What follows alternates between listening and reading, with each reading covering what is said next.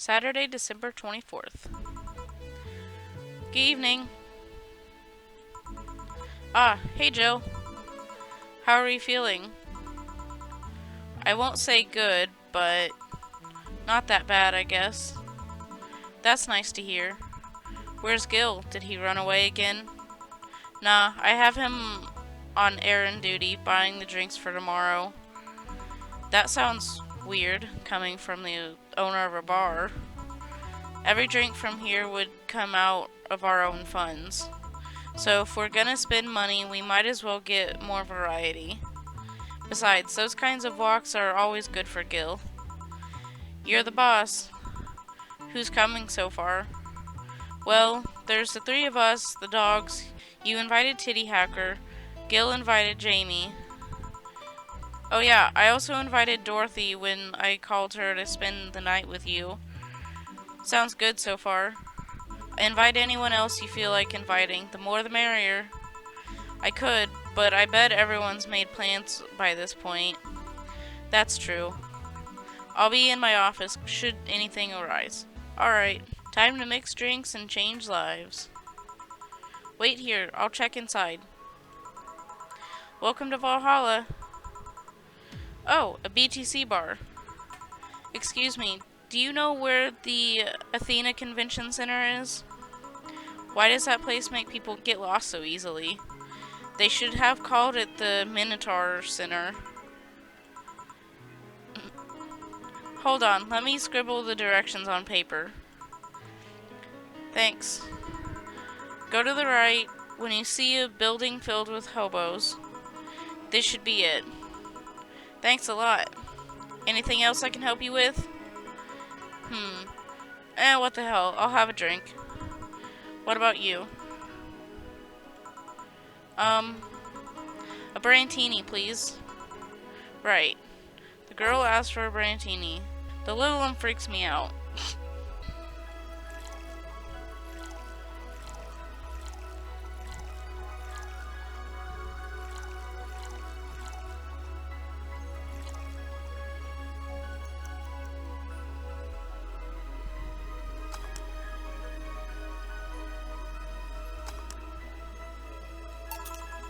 Here you are.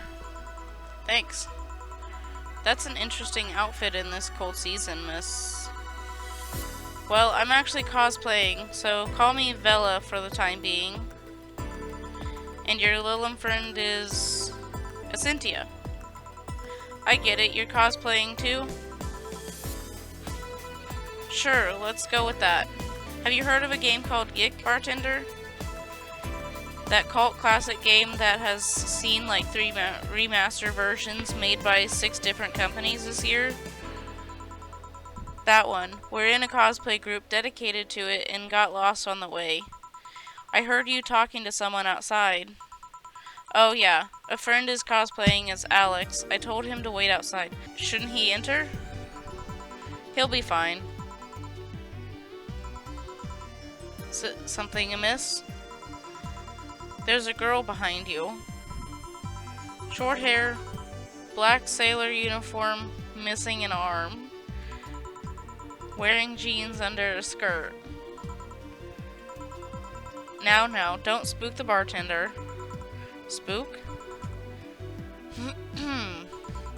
Anything else? I'll get a fluffy dream and be on my way. And you? I'm fine. Bella asked for a fluffy dream. The Lilum still freaks me out.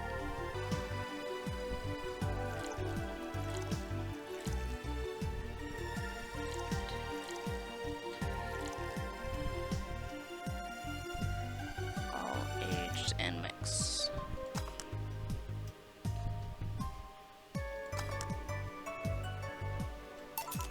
Here. Yep, this is the thing.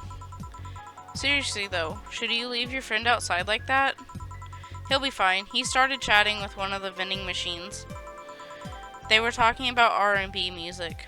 Does your friend prefer the 1980s R&B or the 1970s? 1980s, I think. Oh shit. Boss, Diddy, R&B. I'm coming! You see, Diddy is a 1970s purist. He has tased people for even liking 1980s R&B before. He got tased! Oh god. He'll be fine.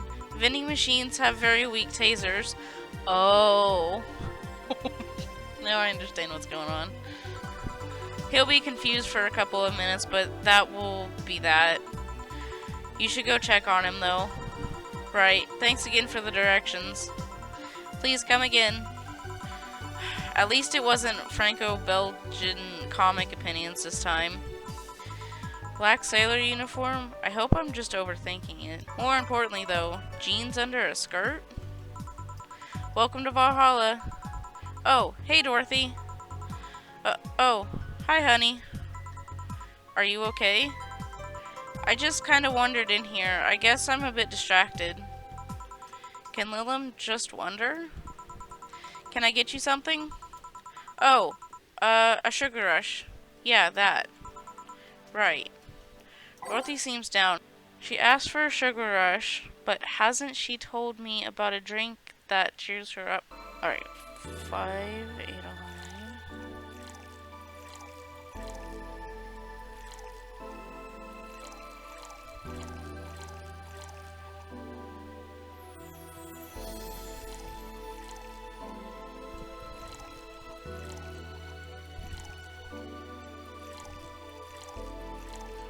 All aged and mixed.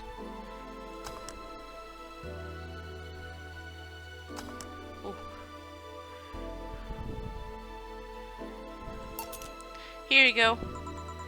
This is... Didn't you say you liked having a piano woman whenever you felt like celebrating, or when you're... or were feeling down? I did? Wait, I did! You actually remembered such a thing. You're so sweet. I was half expecting her to say that she meant a literal piano woman. Glad I was wrong.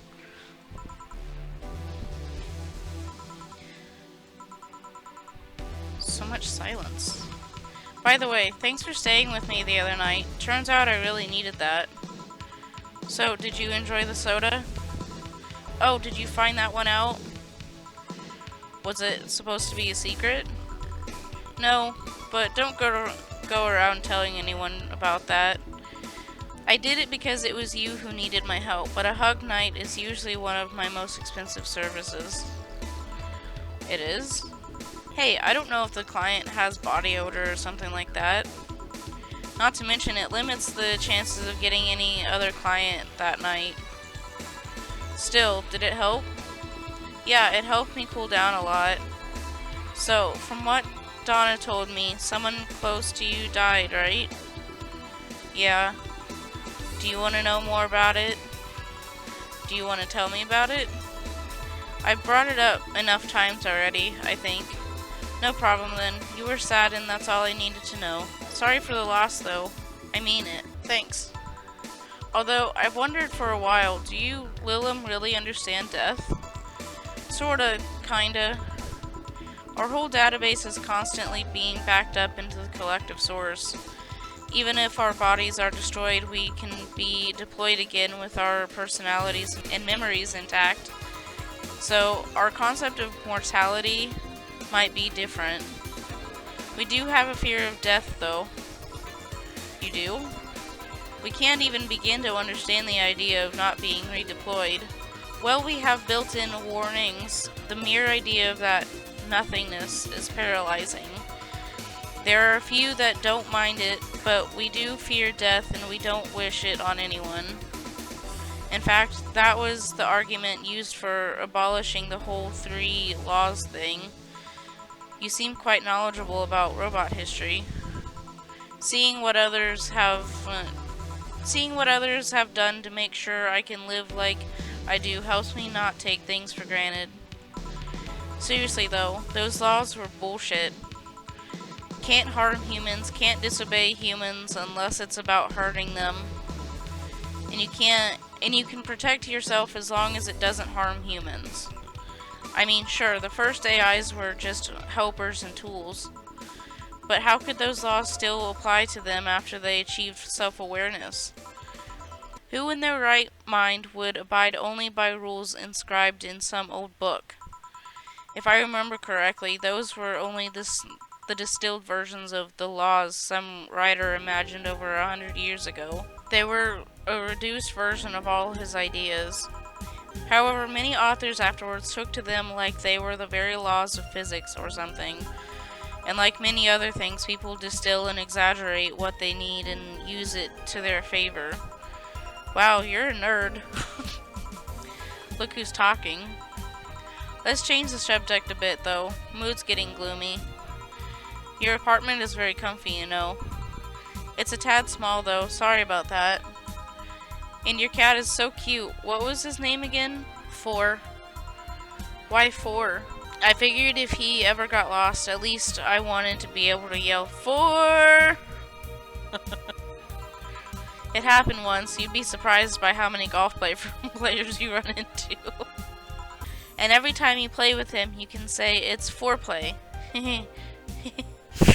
Yeah. He was also named after someone.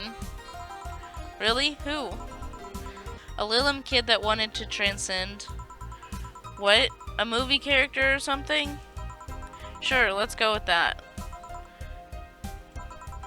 Do you want anything else? Let's see if you know me that well. Give me something I'd like. Okay then. WWDO. What would Dorothy order? Fuck.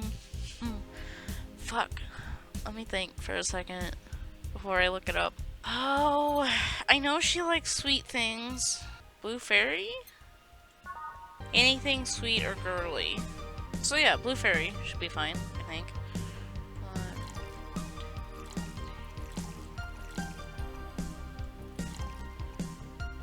All aged and mixed.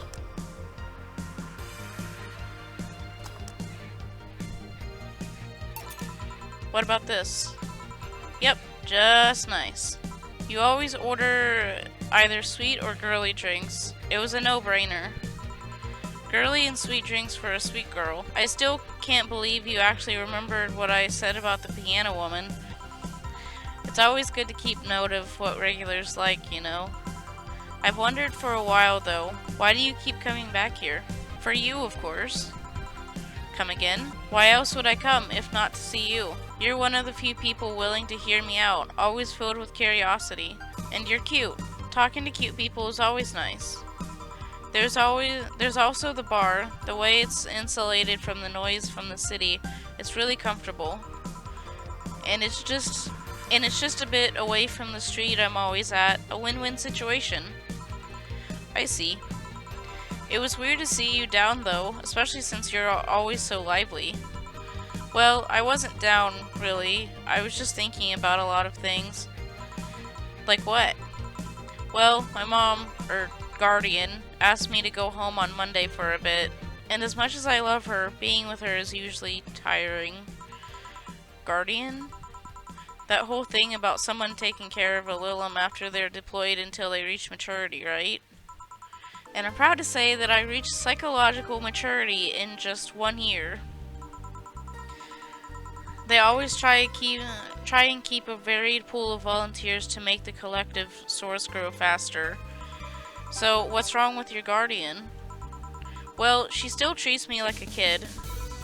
The worst part is that sometimes I fear she might see me as some sort of replacement for her dead daughter.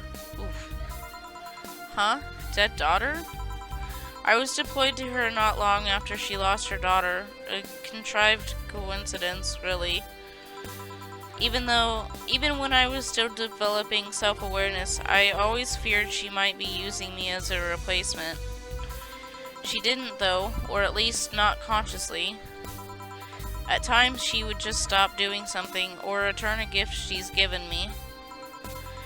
If she felt like she was projecting too much of her daughter onto me. What irony, years later I'd make a living pretending to be someone else in the bedroom. How's that? Well, most of the time my job involves role-playing, a daughter, a student, some helpless kid. It means I've gotten many clients looking exactly for that, but on the other hand, From a professional standpoint, I'd rather have them hire me because of me. Because of my character, not because I'm the one that role plays as little girls. Yeah, that's, I don't know about that. Maybe I need to exaggerate some attribute.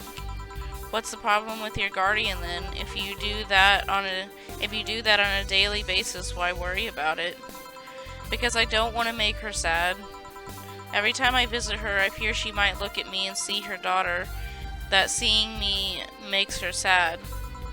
At this point, I don't even care if she's projecting her daughter onto me, I just don't want to make her feel sad. Did you try talking with her? How so? Telling her just what you said to me, clear up those fears. I mean, unless she's not the kind to want anyone opening up to her, that is. I never really thought about talking to her about that. It doesn't sound like something you just bring up, though. Keep it in mind, at least. Maybe she'll appreciate the gesture. I wouldn't know, though. I haven't met her. She's a really nice woman. The problem is mostly me. Mostly with me, I think. Well then, I'm taking my break. Oh, I'll be leaving then. No, what I was trying to say is that I'm taking my break. You wanna come? Really? If you don't mind talking on a chilly night in an alley behind the bar, that is. I've done worse in alleys. Let's go. Boss, I'm taking my break. Alright.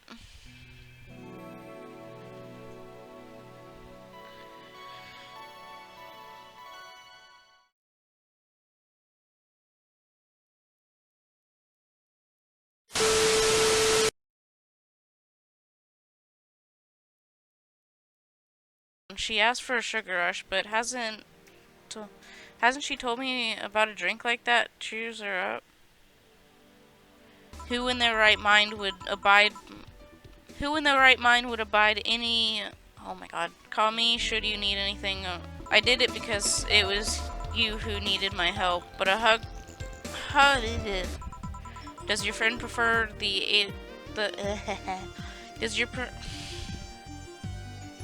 Does your... God, stop! Brain! Yep, and I'm proud to say that I reached...